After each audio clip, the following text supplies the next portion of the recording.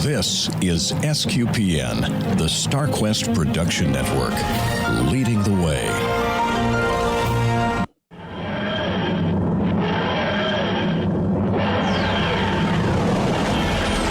I'm a doctor. I've lived for over 2,000 years. I am Scottish. I can complain about things.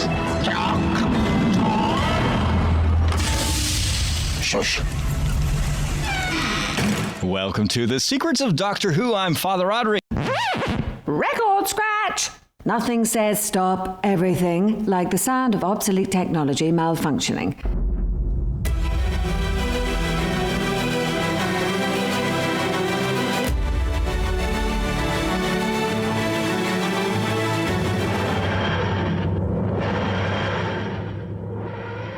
You're listening to the Secrets of Doctor Who. Yes, we're gone back to the beginning. This is where we will discuss everything about the hit BBC series Doctor Who. And today we're discussing the topic of our very first episode, Secrets of Doctor Who number 1. We've gone back to look at it again. It's called Deep Breath. It is the 12th Doctor's debut. I'm Dom Bettinelli, and joining me today on the panel are Father Cory Sticha. Hi, Father Cory. How's it going, Dom?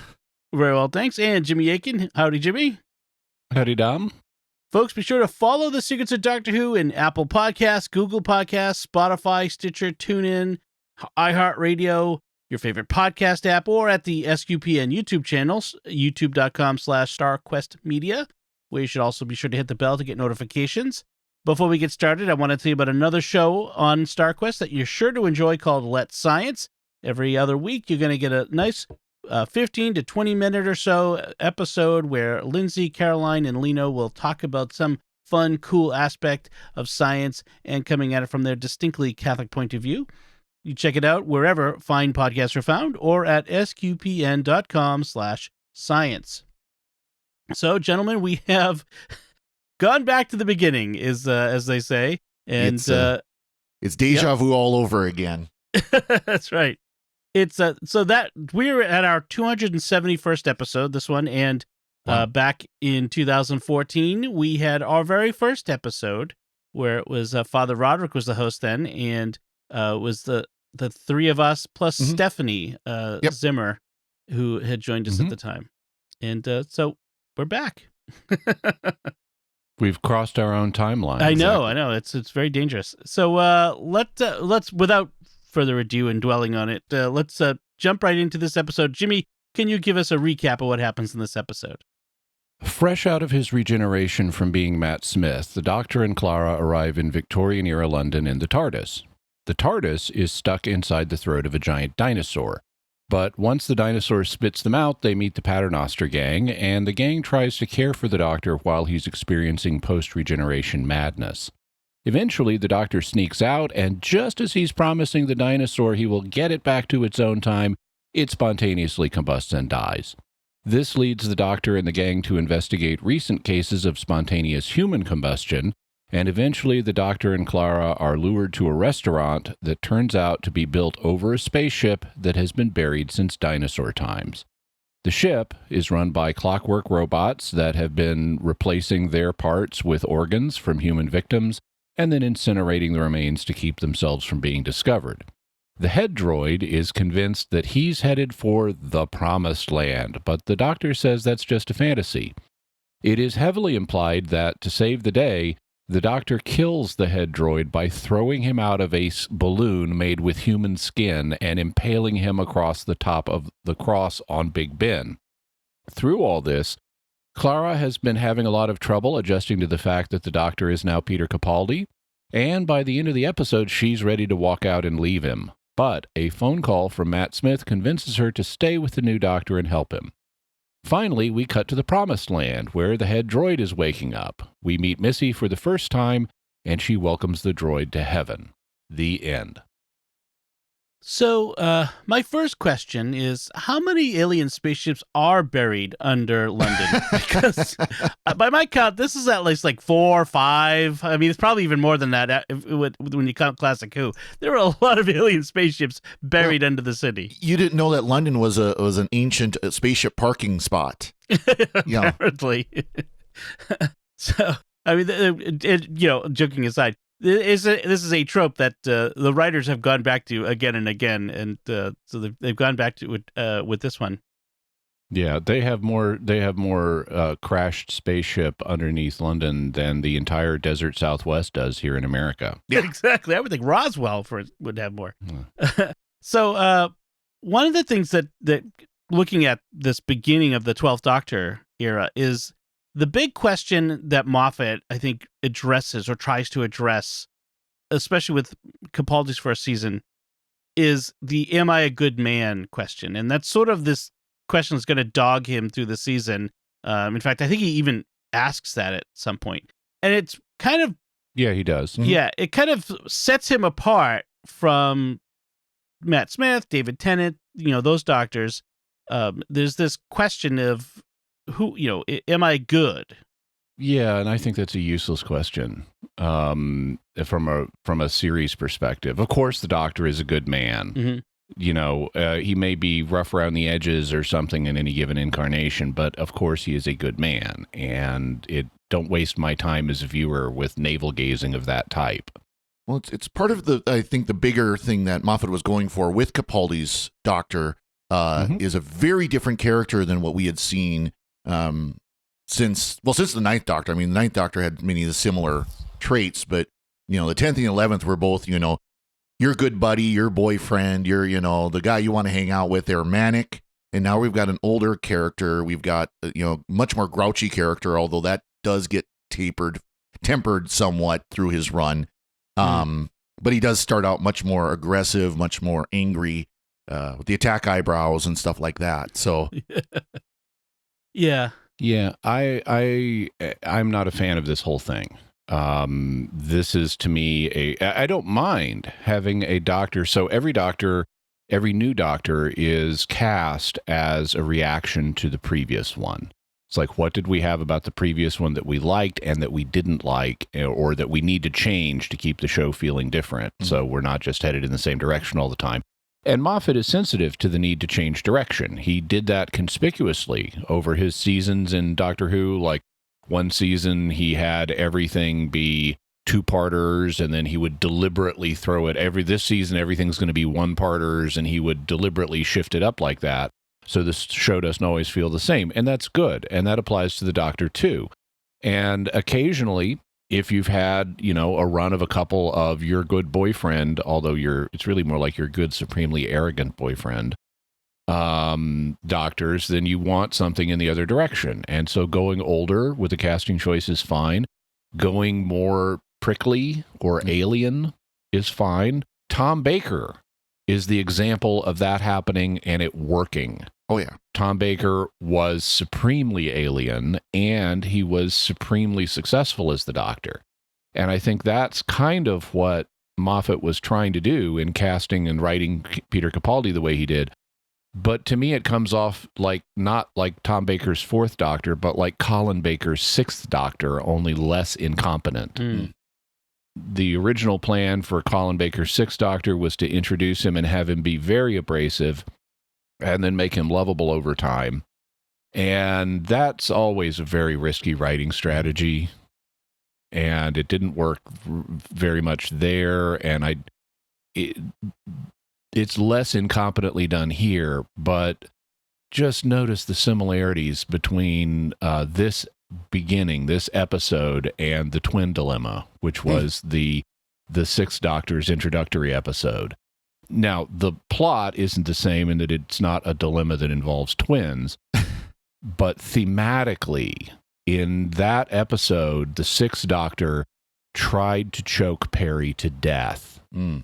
And in this episode, when he and Clara are in mortal peril, he takes the sonic screwdriver and leaves her locked in with death-dealing androids. And she is, begging him to free her and take her with her, and he says, no, it would take too long. And she says, at least leave me the sonic. And he says, I might need it. And he just walks off. Mm. And this is among other things he's done, like when he realizes that the androids are using human parts to replace themselves, he like takes a face off of one of the droids, a human face, and is telling Clara this is a face, and he puts it over her face before she realizes it is a literal human face that he's pressing on her face. And she has a disgusted reaction, as anyone would. And then we've got this enormous human skin balloon, which is just way too horrific for, family tea time television. And in this, the doctor comes off bad. Clara comes off bad, just like Perry. She's constantly whining about stuff in this episode. So I don't think this is as bad as the Twin Dilemma, but it has a lot of the same emotional resonances because they're trying to do a similar prickly doctor arc beginning, and I find this whole thing a downer. You get to the end of it and you have this non-triumphant triumph, which is just depressing, and it's only at the last minute after a phone call from Matt Smith that Clara kind of decides to stick it out with the doctor.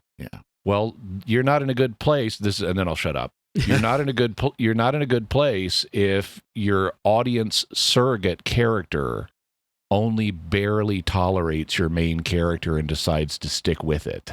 It's interesting. I went back and listened to the first about 10 minutes of our first time running through this, that episode that Dom played the snippet from the start. And, I didn't get that far. Yeah, well, I just listened to our what we thought of the episode at the beginning. And, there's a lot of times, Jimmy, you and I, we said, oh, yeah, when we saw this episode way back when, we didn't like it. Now we like it a little more. We can appreciate it a bit more. This episode is the exact opposite. I think we actually rated it fairly highly. I think most of us were somewhere in the 6 to 8 range. It's gone down. After this watch, I was like, oh, I can't believe we even rated them that highly. Maybe we're becoming more sophisticated because we've been doing this for 7-8 years now. Or we don't want to have your very first episode of a brand new podcast be a terrible review. That might be part of it. I think part of it too was, and further rewatches, the flaws of the episode come out much more. Well, I think it's also partly because there's a lot more Peter Capaldi episodes that are much better in comparison. Yeah. So it improves, especially in the second season of Capaldi. It gets a lot better, and so in comparison, he's like, "Oh yeah, this is not all that good compared to those." And we know where Missy is going, and we look forward to it. Right. Well, I look forward to Missy. I'm not a fan of the whole heaven cold water. No, but just Missy in general. Just Missy in general. So, and there's a good point that you make there, Jimmy, that I wanted to expand on, which is the plot of this is almost inconsequential to the from a writer's perspective. The plot is just a vehicle for this interpersonal prickliness between the Doctor and Clara trying to adapt to. It's no longer fun, quirky Matt Smith, who I subconsciously think of as my Doctor boyfriend. And now the Doctor is dealing with, I'm no longer young, fun, quirky Matt Smith, but I'm now this older guy who's got this face that I recognize, and I'm upset, and I'm Scottish, and all this other stuff. Yeah. And that's all seems to be the most important aspect, and the story is set up sort of just inconsequential, and it kind of feels that way. It also doesn't hang together as a story. I mean, we've got the dinosaur as the first thing driving the story, and then poof, it's gone. Spontaneous combustion. Which, by the way, we talked about in episode 149 of Mysterious World. Yeah. So you can check that out if you want to know what's going on with spontaneous combustion. But the dinosaur is suddenly gone, and that leads us very briefly to a plot involving spontaneous combustion. And we know the droids are responsible for that, but that doesn't go anywhere as a plot. That's just a connecting bridge, because the thing that really gets them to the restaurant, which is the next major plot point, is an ad that's been put in the newspaper by Missy, although we don't know it's Missy right now. And so, the overall plot is, in terms of the agency of the characters, is the Doctor and Clara are accidentally brought to London. They accidentally bring a dinosaur with them. The dinosaur is killed. and then they follow an advertisement to a restaurant where they meet the villains, and the doctor kills one of them. Mhm. That's the pieces of your mystery are not hanging together here. Right. Yeah. This is you're just jumping around, and the newspaper advertisement is a Deus Ex Machina to prevent you from having to write an investigation subplot where they find the restaurant. Right. Right. Yeah. They would take too long and take away from the other stuff. That would have been a whole, minutes that they wanted to spend on doing the other stuff. Well, And this is so slow. Is in terms of Modern Who pacing, this is almost twice as long as a normal Who Yes. episode, and it feels like it. and there's a lot of stuff they could have cut out that there would have been a better episode for it. It absolutely would have been a better episode for it. It just like you said, it felt like it jumped around so much. You don't know what's going on half the time. For example, the scene in the alley with the homeless man, where the doctor just goes on and on and on, and there's some good lines in there. Like that's where we get the attack eyebrows, and I'm Scottish, I can complain about things. I mean, there's some good funny lines in there, and I feel like Moffat he loved those lines so much he didn't want to cut them out, and so he kept this long extended scene. Yeah, Moffat is doing interesting things on the dialogue level in this. And I think that I understand why he likes this, and I think it's clever what he's doing, but that doesn't mean it made it a better episode. Yeah. For example, there's a scene early on where Clara talks to Madame Vastra, who is wearing her veil.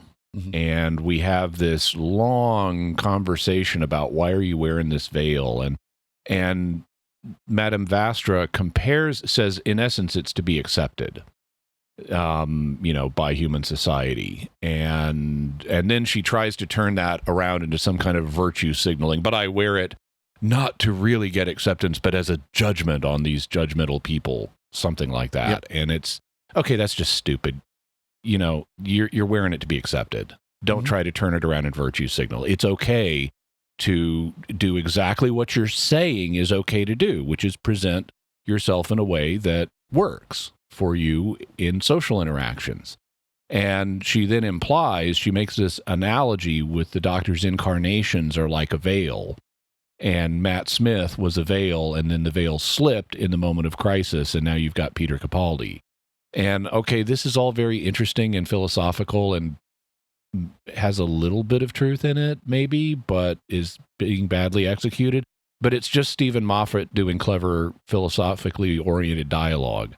Right. And he does similar things later on, some of which are clever, like when the doctor is confronting the head robot at the end.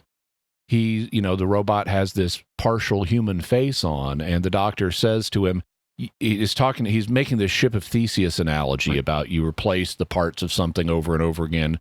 Eventually, is it the same thing? And he says, of course not. You, for example, you probably don't even remember where you got that face, which is self-referential, since he's just been talking earlier in the episode about how he can't remember where he got his face. Right. Right. And it's like, okay, I see what you did there, Stephen Moffat. Yeah, that was clever. And this time you didn't make me sit through a minute of dialogue to get that. So yeah, that's a point that will come back later in the next season 9. The whole idea of why the doctor has the same face as, and we'll recall from the Fires of Pompeii, a 10th Doctor story, and he has the face of the Roman Caecilius. Was it Something like that. Yeah. It's also the same face as a guy in the early 21st century on a Torchwood special called Children of Earth. Right. And so, obviously both roles that Peter Capaldi played previously in the Doctor Who universe. And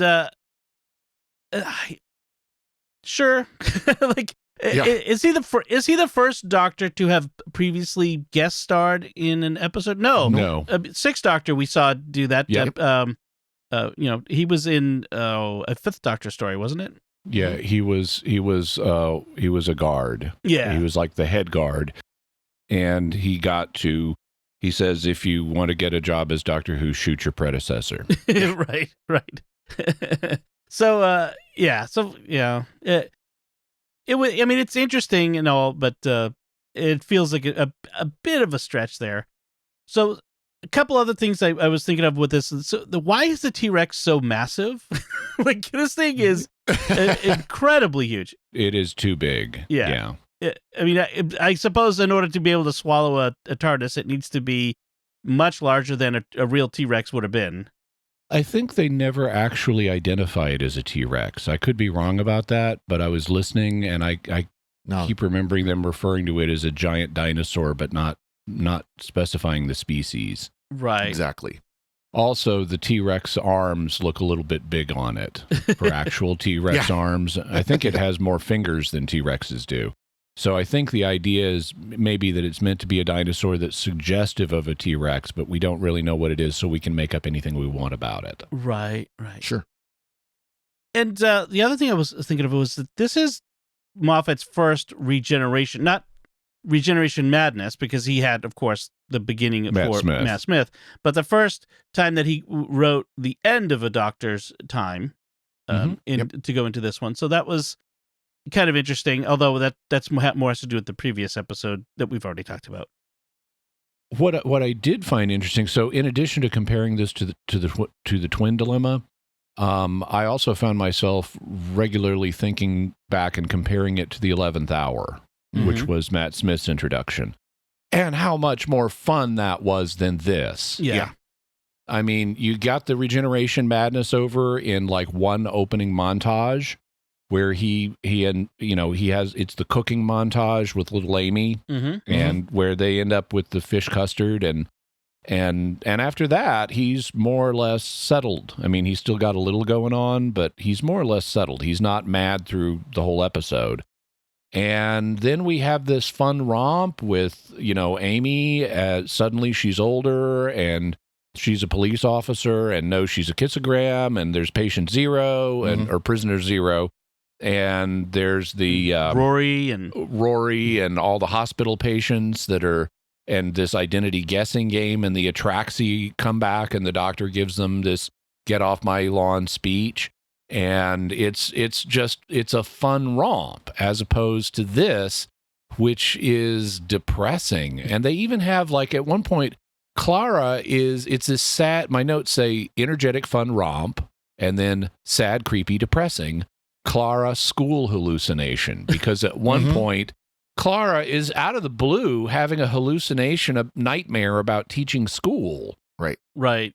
And Courtney, the really annoying student that she's going to have, that we'll encounter again. Well, and that's the big difference between those two is Amy and Rory were new companions. We've got this holdover companion, and she's unused to the Doctor changing and wants him to change back, and isn't accepting this old man instead of the young man. And I think that's one of the things really that pulls it down. Bad. Yeah. She's this ageist, look, your friend just died. Also, you saw him age 1,000 years. He is younger than the last time you saw him by a lot. Right. So you've just seen, if someone you care about, I understand there may be, if you were attracted to someone and suddenly they're not an option anymore, that would be disturbing. But these are the kinds of things you don't say with your outside voice. Yeah. Right. You've got a friend who is in trouble and needs care. That takes priority over this other stuff. So you don't just moan about losing a boyfriend who wasn't even really your boyfriend, and you wouldn't even admit he was your boyfriend in the first place. Right. And that, that's when I didn't like most of the Paternoster gang in this. I mean, obviously Strax was awesome as Strax He's always fun. He always is. That is one thing I like about that conversation between Vastra and Clara, where she basically calls her out on it. She does. She basically says, you're not seeing him, and of course that's a theme that goes throughout the episode. See him, and there's at the end there where where the Doctor says that you don't even see me. You look at me and see me. Even though the face has changed and everything. So that's one thing I did like about it. But one thing I was thinking as watching this was comparison of this to Rose. The first episode of New Who. Where, of course, that focus of that episode was introducing the Doctor, introducing Rose, introducing, the characters. And I think this would have been a much more successful episode if they would have focused on introducing the new character that is the new Doctor and kept the focus on that instead of all this other stuff that's running around they did, and made the plot with the droids even more secondary than it was. I wonder if regeneration madness as a part of the lore is in fact a flaw in the show, because you've got this new character essentially that you want your audience to connect with and like, and they're behaving unlike they will eventually behave. They're behaving in these strange, weird ways that creates perhaps a bad first impression. Well, I don't think it always does create a bad first impression. Yeah. But I recognize the point. I think if you had every Doctor immediately just have his full-blown normal personality, it would come off as not a dramatic enough change, by which I mean it's like, wait, there was this actor here we just really liked, and now there's this new guy who's totally different, and you haven't sufficiently acknowledged the passing of the previous guy. I could see fans feeling unfulfilled by that. It's kind of like you're disrespecting the previous actor if the new one walks out of the gate fully formed.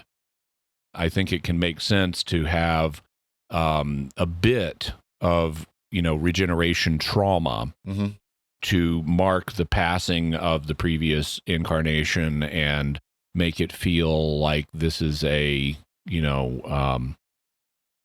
make this feel emotionally real. I mean, you have to, unless you're in a Sixth Doctor firing situation, you want to build up the passing of the previous Doctor. You want his regeneration story to be momentous. And if it's momentous, it shouldn't all just be instantly cured and everything is totally different now. You want that transition period where he's still wearing the old clothes and he's still kind of got elements of the previous personality, and he's confused, and he's still injured physically in some way from the trauma he went through that caused the regeneration. And so I think it makes sense to have some of this, just don't overdo it. Right. Just do a whole episode of it or more in some cases. But like you said, with the 11th Doctor, get it over with early and then move on. Yeah. I think with the 10th Doctor, it wasn't even that dramatic. I mean, there was a bit of it. Like he laid in bed for the whole episode. Yeah, until the very end, until he got the tea. Right. That's true. Because there was the whole issue of they couldn't hear the translation of the TARDIS because the Doctor was sick. Sure. Okay. Yeah, that's right. Oh, yeah. I guess I didn't think of that as the madness, like the acting out sort of bit, but more of just physical debilitation. But okay. And that's closer to like the 5th Doctor, that his regeneration was into the 5th Doctor was difficult, and so he was sick. He was in the 0G room and all that stuff. Yeah. So and also Peter Davison, being an actual good professional actor, did a really good job delivering lines of previous Doctor's catchphrases in the previous Doctor's with the previous Doctor's attitude. Yeah. Yep. Exactly. Yep. One thing I thought was funny, when they get lured to the restaurant, they encounter each other there, and there's that classic misunderstanding. I thought you called me. No, you called me. And so at one point they say, oh, you'd have to be an egomaniac, needy game player sort of person to place that kind of ad to lure the other person to the restaurant. And they both think they're talking about each other, but I think it's funny because it turns out, we'll find out, they're actually talking about Missy, the master, who is an egomaniac, needy game player sort of personality. So I have to tip my hat to Moffat on that one. That was good. Mm-hmm. There's also a line in that where, even though it doesn't make the characters look the greatest, it is funny, where the Doctor and Clara are talking about the egomania of a person that would place an ad like this. And the Doctor has implied it's Clara who's the egomaniac that placed it. And she is getting angry at that. And he says, look, we need to focus on this other thing right now, not your egomania. This other crisis is more important than your egomania. And she slams her fist on the table and says, nothing is more important than my egomania, which is a great line. Yeah, you will never mention that again, she says. And then, and then they go. Another great line is when they've called, the Paternoster gang has called the police to come to the restaurant. And Clara talks to the doctor and says, they called the police. Why don't we do that? We should start doing that.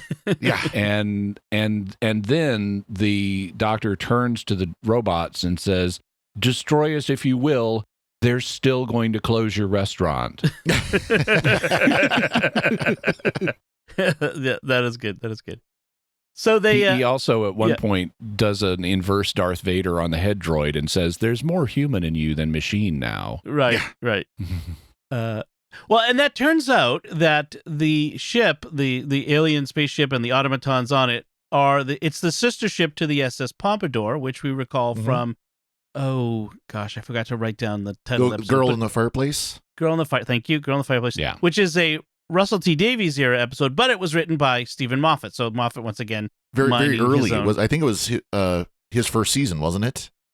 Of the 10th Doctor. Yeah, it was the 10th Doctor's first season. Yes, and it was not Moffat's first Doctor Who episode, but it was, because that was the 9th Doctor story with the Are You My Mummy? Hollow Child. Yes. Yep. But so we have. I just don't think it works successfully as the Girl in the Fireplace one did. I mean, which itself had issues, but it seemed kind of weird to kind of mind that, like, to go back to that for this trope again. It seemed like a weird choice. I wonder if Stephen Moffat was hoping that the callback would be stronger than it was.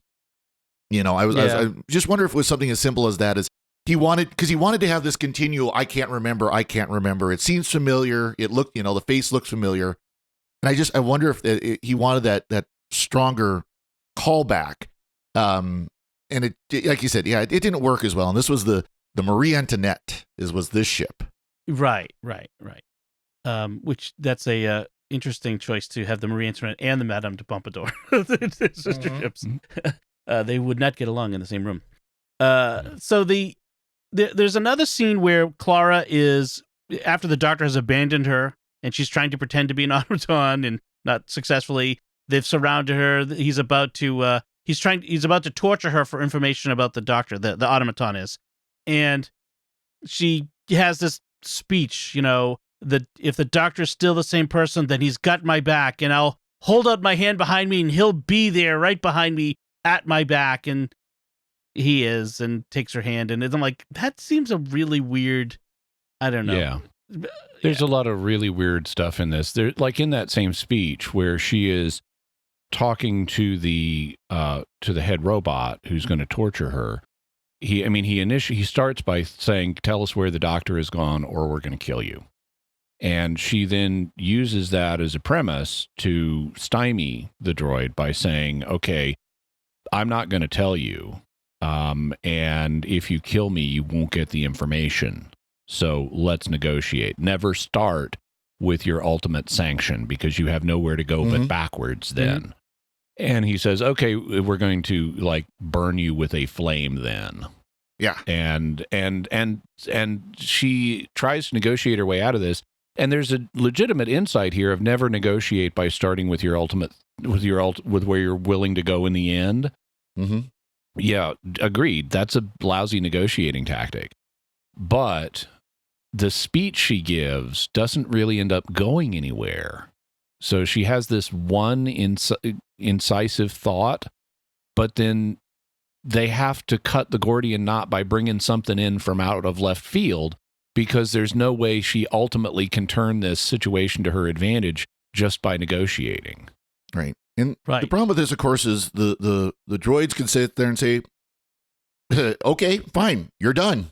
If we aren't going to get information out of you, we don't need you." And that's it. Game over. We'll go find out another way. It's not like this is key to their plans. It's just would be inconvenient for the Doctor to be running around. He's probably within a mile of here at this point. Right. So we get to this moment where the doctor and it's called the half-faced man in the script. They're in the restaurant escape pod with the human skin balloon above it because, for the horror of it, I suppose. And they're having this back and forth. Yeah. Human skin balloon is not fun regeneration romp. No. Territory. Certainly not. Yeah, that's gone very dark. And so they confront. There's this confrontation. The doctor basically says, to the automaton, you have to kill yourself, jump out of the balloon to your destruction, or I have to kill you, throw you out. And by the way, notice we have another single critical failure point plot resolution. Yep. Right. You kill this droid, all the rest of them deactivate because lazy writing. Because he's the control node, and we have control nodes in Doctor Who. And the doctor says, I can't kill, and the robot can't self-destruct, and they eventually acknowledge that one of them is lying, and then we cut, and we see the robot man destroyed, impaled, as you mentioned. And on a cross on the top of Big Ben. Right. Yep. We don't see who it is, and we need to speculate who did it. And, the doctor killed, except it's a robot. He didn't kill anybody. Well, it's a robot that's more man than machine and goes to heaven. Well, again, it's the Ship of Theseus thing. If you replace all the robot parts with human body parts, is it still a robot? I mean, that's what they're playing with here. Exactly. It's not just a robot. It's kind of an inverse Cyberman. I guess, although he still has the mechanical, I guess you can call it brain, if you will, because you can see the gears and everything up in the half that's open. Yeah, but we've sort of confronted this a bit in other shows like Card and Star Trek Next Gen. Here it's biological. This, Data is a toaster and Picard is now a toaster, but this guy is only part toaster. Yep. Okay. Most of him is biological. Yeah. And if the right parts of him are biological, he could be understood as a living, very disfigured human being. The brain, you mean? Yeah, at least a substantial chunk of the brain. Because you don't need a whole brain to be a human. Right. Then so he's imposed his AI programming on the human brain, that sort of thing. Yeah. Mm-hmm. Yeah. I suppose. It didn't have the impact on me that it was supposed to, because I'm like, but it's a robot. Like he just threw a robot with fleshy parts out the door. Yeah, basically all you see that's human is the outside. Right. It's still got the armature of a robot, I guess. In any case, if he ends up in heaven, which that's even not really heaven, so he's downloaded, as we'll find out later. Missyville. In the Promised Land. So yeah, and as you mentioned, it saves Clara and the Paternoster gang, who had showed up to do battle poorly against the automatons. Yeah. Another really dark thing in there is they're trying to hold. So the title of the episode, Deep Breath, comes from the fact that if you hold your breath, if you take a really deep breath and can hold it for a long time, you can pass as one of the droids because they don't breathe. Mm-hmm. And somehow they're very aware of if people are breathing around them. Yeah. And if you don't breathe, they'll think you're one of them and ignore you. And so in the fight scene with the horde of vicious robots, the Paternoster gang and Clara are trying to hold their breaths because otherwise they're going to lose. They're like totally surrounded. And so they're going to lose, and they're holding their breaths and really trying hard, and it's becoming harder and harder. And Strax, who has, I guess, the littlest lungs, although you would expect they would be very efficient in extracting oxygen, starts to get to the edge of his limits. And as he realizes he's about to lose his ability to hold his breath, he takes his rifle and points it at his own head and is ready to commit suicide on camera in front of us in the happy post-regeneration romp episode. Yeah, that's dark. That is very dark. Speaking of Strax, I do want to mention, I forgot to mention earlier, is he does this physical exam of Clara, another one of these extended sequences that I'm not sure what it just sort of wasting time. But he's about to tell her exactly how long she will live, and then she stops him, which, given her ultimate fate, is an interesting. I'm gonna guess that Moffat didn't have that planned out all in advance, but it is interesting that they stop her, him at that point. Of course, that allows for however long she wants to stay on the show. Yeah, exactly. Well, and it was going to be a biological estimate anyway, of like you'll live to be 95 or something. Yeah. So doesn't account for getting yanked out of time and things like that. Right. So then we've resolved the robot problem. They're back in the TARDIS. It's redecorated, which before that though, the Doctor just leaves with the TARDIS. Oh yeah. And Clara is convinced she's stuck in Victorian era London, that he's just abandoned her. And she's at the point of asking Madame Vastra if she can join the Paternoster gang because she's got nothing else to do in the 19th century. Mm-hmm. And so, okay, this is again dark. Right. Where we have a companion. Now, we know she's not going to really be abandoned, but you're showing us her thinking she's being abandoned. Yeah. And that could make sense in the context of a larger thing, and you then have a happy reunion with the Doctor, and it's like, of course I wasn't going to leave you. I was just taking the TARDIS to fix it or something. Mm-hmm. But then we don't get a happy reunion. We get her being so put out with the Doctor, she's ready to leave. Right. By the way, being left in the 19th century, maybe she could have gone and got her old job back of being the nanny from the Snowman. Yeah. That would have been weird for them. But yeah, so they end up on the TARDIS, and there's this whole, he tells her, "I'm not your boyfriend," and she gets offended. I never said you were. I never thought you were my boyfriend. But of course, we're he's kind talking to himself. Yeah, and then he's convincing himself he's not your boyfriend. Right. Then they wonder about the woman in the shop who gave her the phone number for the TARDIS in the first place. The computer helpline, and so we're hinting at Missy here. Then we have them land in apparently Glasgow in 2014, and she gets a call from the unexpected call from the Matt Smith Doctor, the 11th Doctor, who convinces her he's the same person. It's the same that the new Doctor is the same person as the old Doctor, and helps her overcome her reticence and see him for who she is. And so and then she gives him a hug, and he says, "I don't think I'm a hugging person now," which I think was funny. Which she then says, "I don't think you get a vote." Yeah. right. And then we end here. They're going to go get coffee.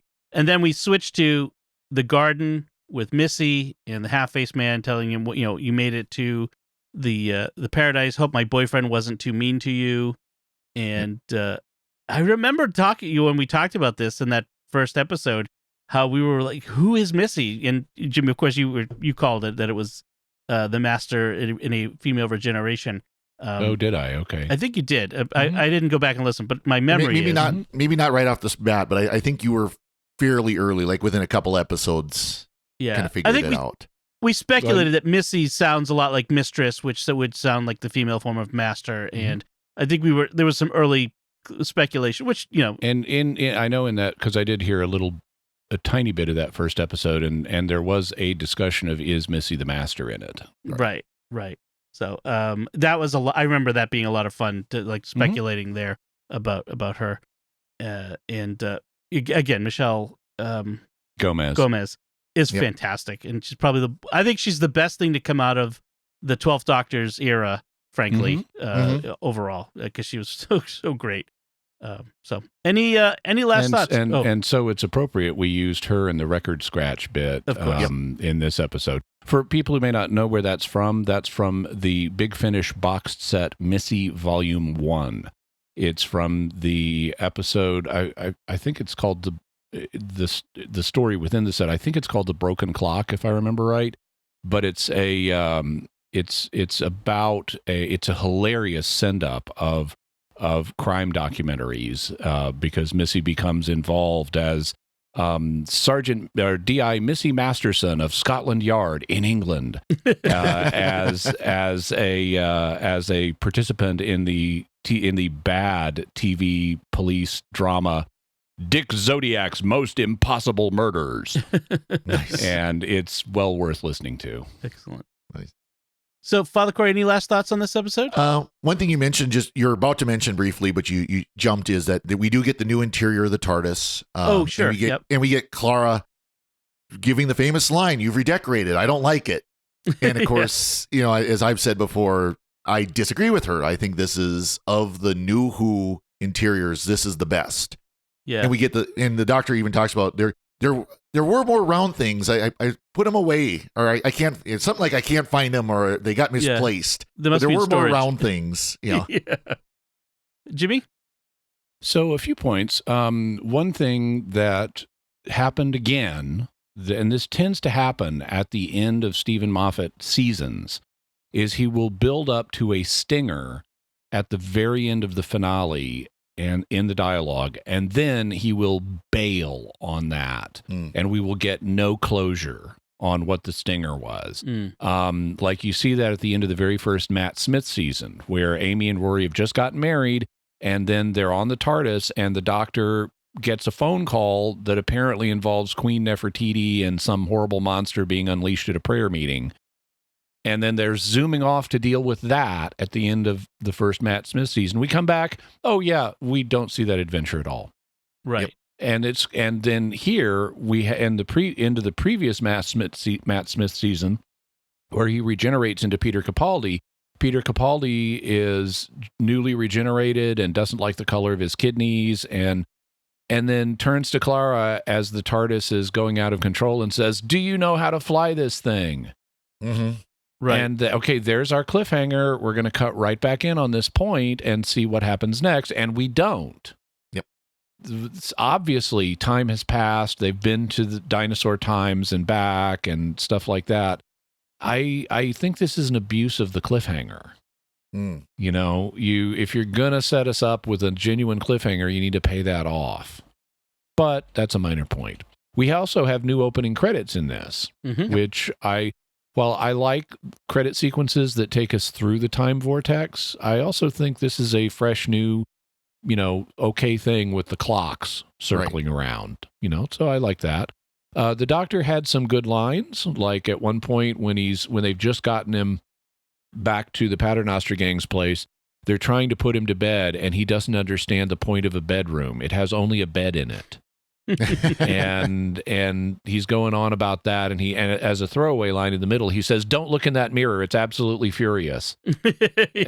and that was a great line. I liked that. I did not like it when he began insulting humans generically, referring to Earth as planet of the pudding brains. And this is something that Peter Capaldi's Doctor will do. He will insult humans much more than previous Doctors had, and admire them much less. Previous Doctors, Tom Baker could get away with making a comment like that, but it would be mixed in with, "Oh, humans are so marvelous. They're so wonderful." And so it didn't feel like Tom Baker was anti-human, but this Doctor runs the risk of coming across that way. There's a nice bit of logic at one point where they don't know where the Doctor is after he's escaped. And so they haul the TARDIS to the Paternoster Gang's place, and Strax is overseeing it being unloaded, and he's talking to Clara, and he explains the logic. He will always come for his box, lured from the dangers of London to this place of safety, and we will melt him with acid. And Clara just looks at him and says, "And we will not melt him with acid." And then is that the London Times? Yeah, shall I send it up? Yes, please. And he flings it at her and hits her in the face. Knocks her out. I love a good bit of physical humor. I don't like there is no promised land stuff in this. This is Stephen Moffat's atheistic post-modern viewpoint creeping into family television. It is nice, though, that he then seemingly subverts that immediately by taking us to what appears to be heaven. Mm. I don't like the way the Doctor is portrayed as horribly insecure throughout all this, like he needs Clara to validate him. Mm-hmm. I understand the Doctor having moments of vulnerability, but the Matt Smith phone call at the end makes it sound like the Doctor is way more insecure than we have evidence for. Right. And those are my thoughts. Cool. So you mentioned the new title sequence, and I had to look this up because I thought it was the case where a YouTube video designer named Billy Hanshaw had created this before, and I think it was a little before the regeneration, and it's kind of a proposal, and it got picked up. Stephen Moffat saw it on YouTube, liked it, and hired him to come in and to do it professionally. He was a professional video editor or a graphic designer to begin with, but hired him to come on and to do it professionally as the opening sequence. And Moffat said rightly, I think this is the most creative thing anybody's done with Doctor Who's opening credits in 50 years. Yeah. That reminds me of the guy who on YouTube, when the Mandalorian season 2 ended, redid the CGI of young Luke, and so they hired him for later. I don't want to spoil anything, but they hired him to come in and do it professionally at ILM. That's cool. Yeah, that is really cool. All right, so I think that should do it for our discussion of Deep Breath. We do have a bit of listener feedback. I'm going to I'm going to spring it on you. I'm sorry, but it's pretty straightforward. A couple nice little notes. On our episode on Ghostlight 266, Ted Colville wrote on Facebook, said, "Thanks, Dom. I thought I was the only one who was totally confused by this serial." No, Ted, you were not. I was too. And then on 267, The Crimson Horror, Kelly Brown writes, I don't remember very much about this episode, but I do remember the scene when the villain's daughter finds out that she was not going to be part of her mother's promised land. Her desperate tears in contrast to her mother's smug coldness was absolutely heartbreaking. I agree, Kelly. That was very affecting. And yeah, that's interesting use of Promised Land again a few episodes ago. Oh, yeah. So that does it for our feedback. We'd like to take a moment to thank our patrons who make it possible for us to create the Secrets of Doctor Who, including Patrick C., Heidi M., Helen O., Michael S., and Eric R. Their generous donations at sqpn.com/give make it possible for us to continue the Secrets of Doctor Who and all the shows at StarQuest. You can join them by visiting sqpn.com/give. We'd also like to thank Victor Lambs, who edits the show for us every week. So that's it from us. We'd love to hear what you think of Deep Breath, this 12th Doctor premiere. You can let us know by commenting on the show at sqpn.com or the Secrets of Doctor Who Facebook page, or send an email to drwho@sqpn.com. We'll be back next time when we'll be discussing the first Doctor story, The Space Museum. Until then, Jimmy Akin, thank you for joining me and sharing the Secrets of Doctor Who. Thanks, Dom. Father Cory Sticha, thank you as well. Thank you, Dom.